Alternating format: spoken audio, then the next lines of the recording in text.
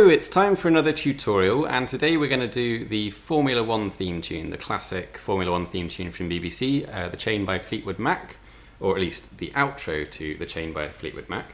This was requested by Jessica and the Guna49, possibly among others. I know I've had a few requests for this one.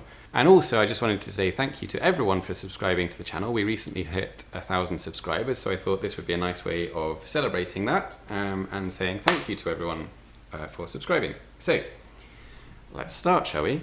Very basically, what we're going to do here is the left hand is the bass guitar and the right hand is the solo. So the bass line, and this goes through the whole tune. So once you've learned this line, that's pretty much it for the left hand. So we start on a very low A here, not the last one on the keyboard, but the second last one. Then we go up through the B to the C, then back down through the B and the A to the G, straight back up through the A to the B, and then drop to the E. Right? Hopefully, I'm just checking my camera, you can see all of that. It just about fits onto the screen. So,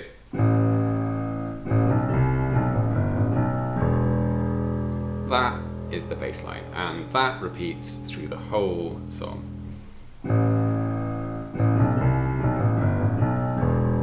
So you start the song literally just repeating that twice, nothing in the right hand.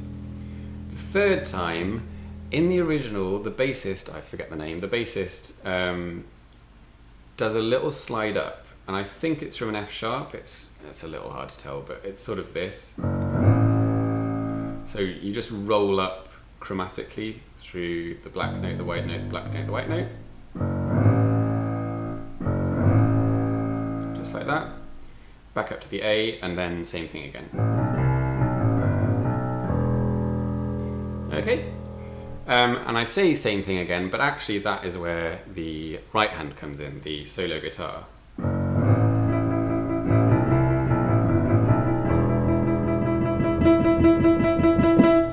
And just crescendo that, because that is the point at which everything then comes in the recording. Right, so as you're crescendoing through that third loop,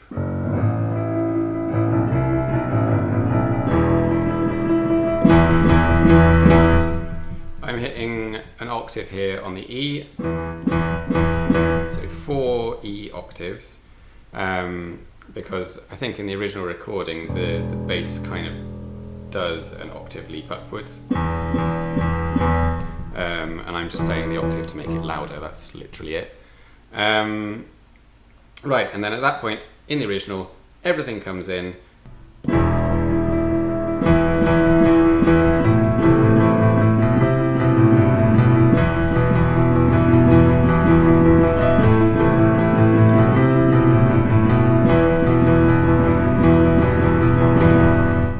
So those first two loops, when everything comes in, are pretty simple.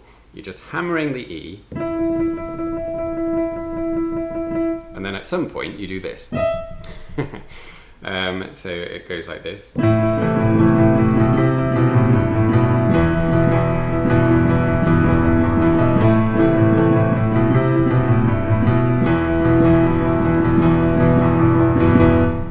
So that little leap up to the E octave above, and I think it is a bend on the guitar, so I play a little D sharp as a grace note onto that E, and that's on the very last, the last quaver of that bar. But otherwise, you're just hammering this E down here.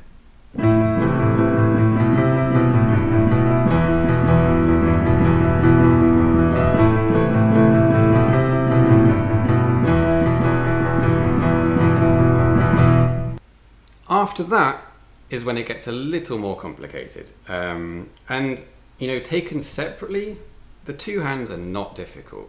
It's just playing them together which gets a bit tricky, because the rhythms, I mean, originally are played by two different people, aren't they? The bassist and the guitarist. And getting both of the rhythms exactly right, in other words, maintaining this bass rhythm doing exactly the same thing, while the right hand starts going a bit mad and doing the whole guitar solo bit. That is the complicated thing about this song. And that just comes with practice. The third time the bass loop comes around, then you're playing this in the right hand.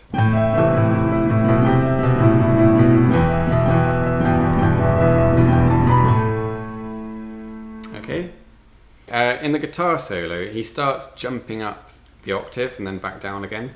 So he plays with the G and the E up here and then going back down to that hammered E again.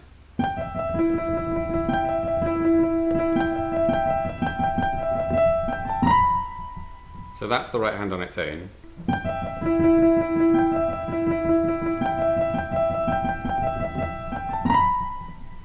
And then you're going up for the next loop.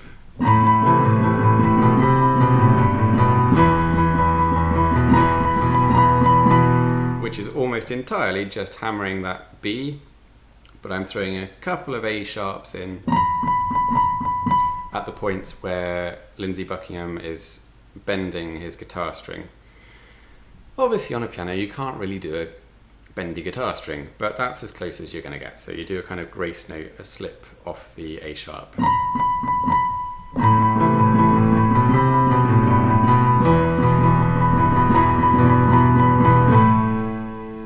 Okay, the third bar of the solo is probably the most challenging bit to play both hands together.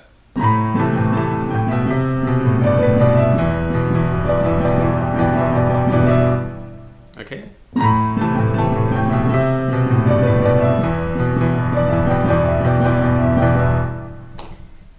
Okay, so up here you're sliding from that A sharp onto the B, then it's A, G, A, G, E, E, wait, D, B, D, E, D, E, G, E, and then, I don't know what he does on the guitar, but it sounds a bit like this. So that's a G and a B together, going back to that E.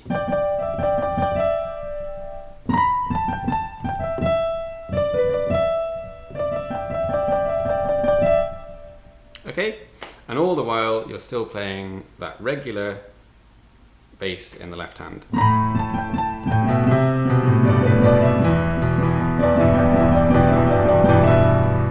So it's just a case of working out what happens at what time. So all of that happens in the right hand while you're playing the A down here.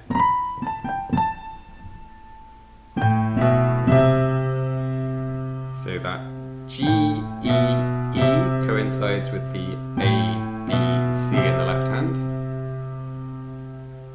And then some stuff goes on in the left hand. B, E.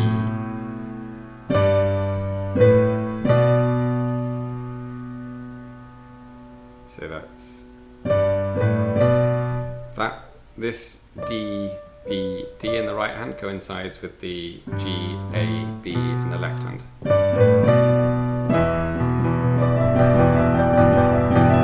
So once more.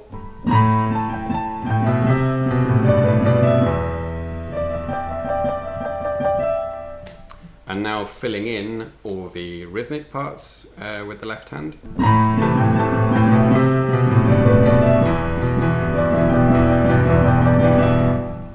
Okay. Obviously, all that takes a bit of practice to get it all right. Okay, so that's pretty much it. That's the end of the song, and I guess you just have to fade it out, which is easier said than done on a piano. You can do it on a keyboard, just take the volume down. But on a piano, it's very difficult to end the song, so I guess you just carry on looping it forever and ever. You can also run it straight into the snooker theme.